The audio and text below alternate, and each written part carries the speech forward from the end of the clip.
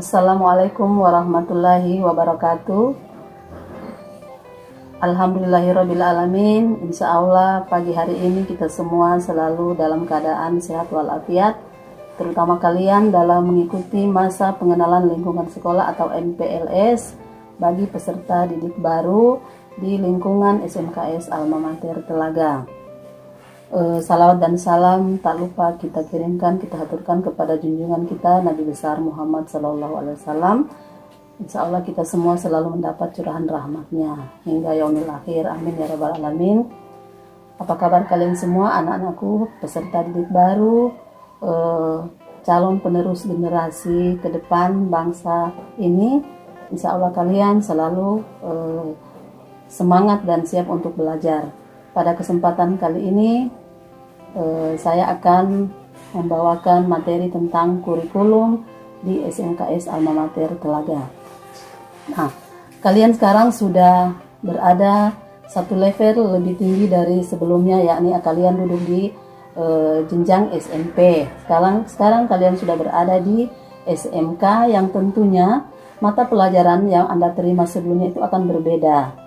Nah, di SMK itu ada mata pelajaran yang namanya mata pelajaran kejuruan atau program keahlian. Nah, saya akan bahas tentang program keahlian yang ada di SMKS Alma Mater Telaga.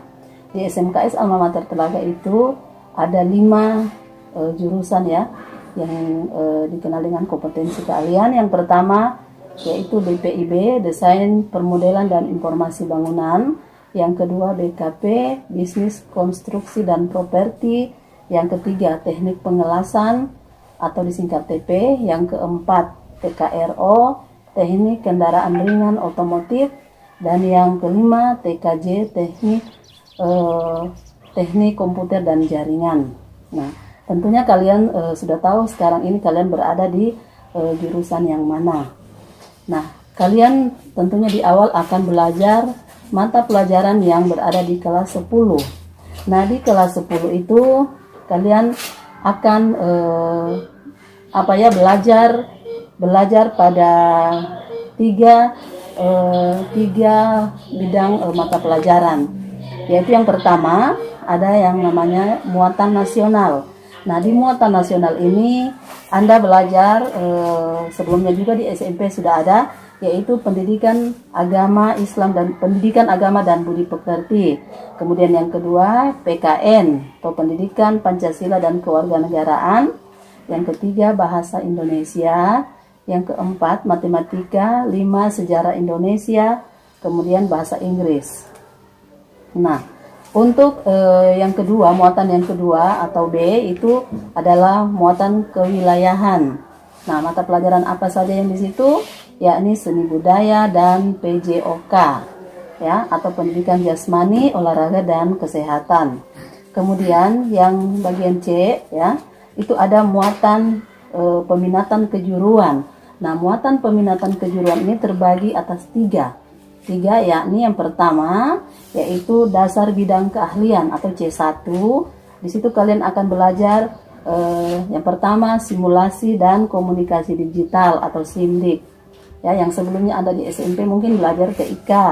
Nah, kalau di SMK itu kalian akan belajar SIMDIK, ya, simulasi dan komunikasi digital. Yang kedua adalah fisika, yang ketiga kimia. Nah, itu adalah C1. Kemudian yang C2 itu adalah terkait dengan jurusan Anda, ya. Jadi itu akan berbeda tiap jurusan.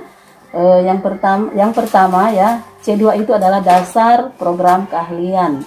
Yang pertama itu kalau untuk saya kasih contoh ya, otomotif atau TKRO. TKRO itu yang pertama ada gambar teknik otomotif, itu tentang dasar ya TKRO. Yang kedua teknologi dasar otomotif. Kemudian yang ketiga pekerjaan dasar teknik otomotif. Nah, itu untuk TKRO itu saya kasih contoh, tetapi untuk jurusan yang lain akan berbeda. Di TKJ itu akan berbeda dasar program keahliannya dengan jurusan yang lain. Kemudian untuk yang ketiga ya, C3 itu kompetensi keahlian. Nah, C3 ini kompetensi keahlian itu akan Anda pelajari di kelas 11 dan 12. Jadi di kelas 10 Anda belum belajar tentang mata pelajaran di C3. Anda hanya berada pada, saya ulangi ya, yang pertama muatan nasional, yang tadi sudah saya sebutkan. Yang kemudian B, muatan kewilayahan. Kemudian yang C yaitu muatan peminatan kejuruan, tetapi hanya berada pada C1 dan C2.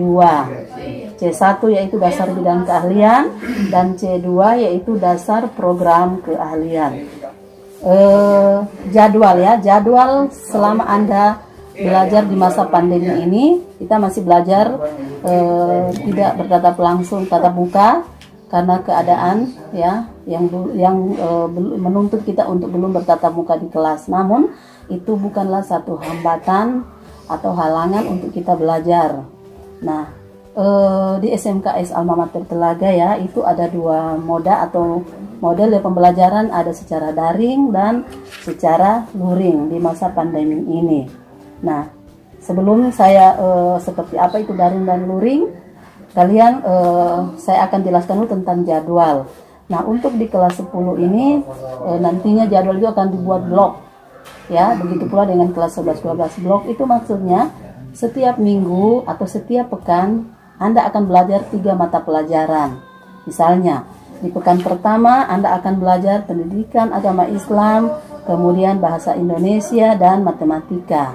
Nah, di pekan pertama itu 3 mata pelajaran itu Anda akan pelajari. Jadi tugas-tugas yang diberikan oleh Bapak Ibu guru untuk masing-masing mata pelajaran itu Anda akan selesaikan pada pekan itu. Sehingga pekan depannya untuk mata pelajaran berikutnya tidak ada lagi tugas yang pekan ini terbawa di pekan selanjutnya. Misalnya di pekan pertama matematika itu bahasa Indonesia dan bahasa Inggris memberikan tugas, berarti Anda selesaikan sampai dengan berakhirnya pekan itu, misalnya sampai hari Minggu. Nah, hari Senin akan muncul jadwal baru, misalnya sejarah ya, kemudian seni budaya, PJOK. Nah, 3 mapel itu Anda selesaikan lagi tugasnya pada minggu kedua atau pekan kedua, sehingga tidak ada tugas yang akan tertinggal. Nah, seperti atau tertumpuk. Nah, seperti itu mekanismenya nanti. Jadi tidak ada yang menunda-nunda tugas atau pekerjaan yang diberikan oleh Bapak Ibu guru. Nah, kemudian untuk produktif, nah di SMKS Alma Mater Telaga itu atau SMK pada umumnya, untuk mata pelajaran jurusan itu biasa disebut dengan produktif. Untuk produktif nanti juga akan kami buat blog seperti itu, sehingga pada saat nantinya kalian akan praktek itu akan datang ke sekolah, tetapi akan dibuat jadwal oleh gurunya masing-masing, tidak sekaligus datang ke sekolah tetapi berkelompok. Ini adalah upaya kita untuk mencegah penyebaran virus atau COVID-19. Dan kalian kalau datang di sekolah atau di mana saja berada, harap untuk tetap menjaga protokol, terutama menggunakan masker.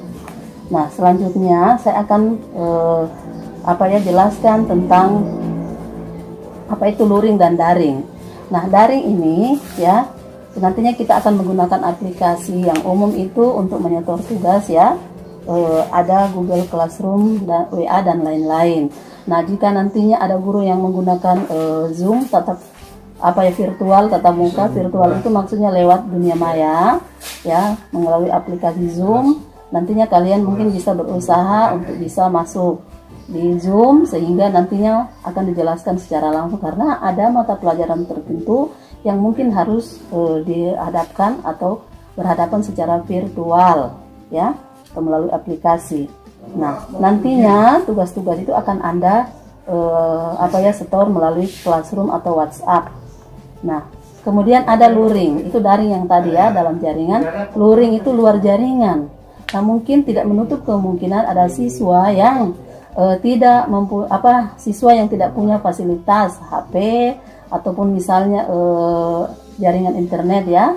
Nah, itu akan menggunakan luring atau tidak ada dalam jaringan. Seperti apa? Bapak Ibu guru sudah membuat modul, dan modul itu akan kalian pegang, diserahkan ke kalian dan kalian akan pelajari.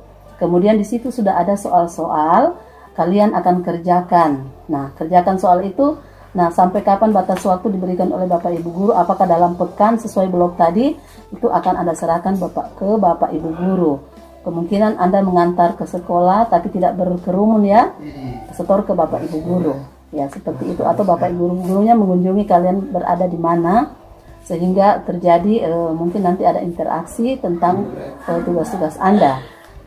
Nah selanjutnya ya, untuk penilaian tentunya ada penilaian, ada 3, yakni penilaian sikap. Yang pertama penilaian sikap, pengetahuan dan keterampilan.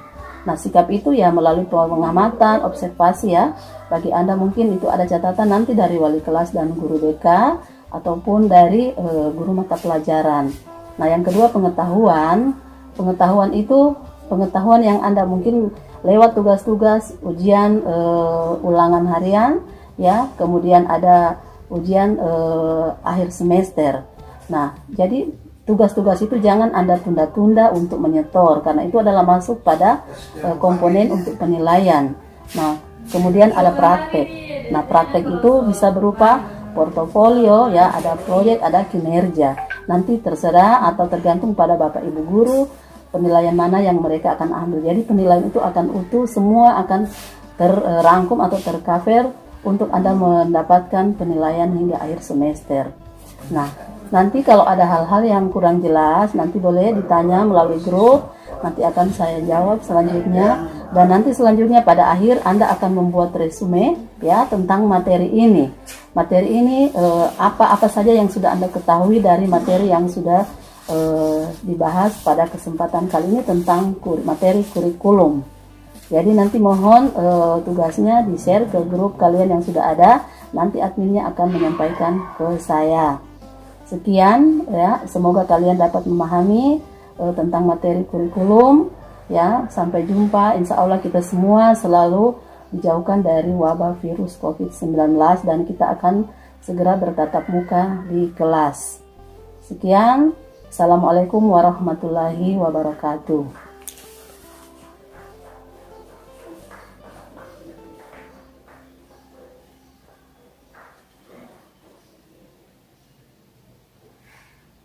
Jangan lupa like, comment, dan subscribe video ini